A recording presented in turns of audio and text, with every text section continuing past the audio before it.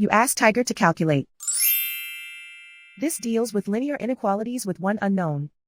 The final result is x smaller than 11 over 3 smaller than 32 over 3. Let's solve it step by step. Group all constants on the right side of the inequality. Subtract 1 from both sides.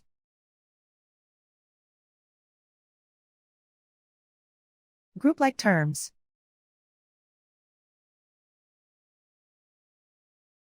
Simplify the arithmetic.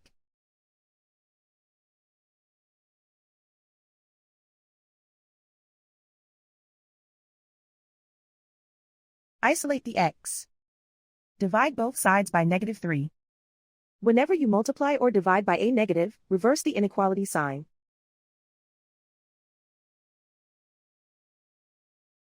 Cancel out the negatives.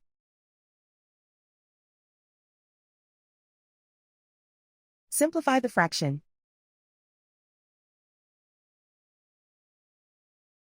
Cancel out the negatives.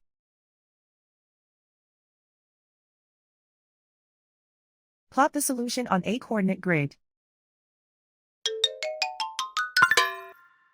And so the final result is x smaller than 11 over 3 smaller than 32 over 3.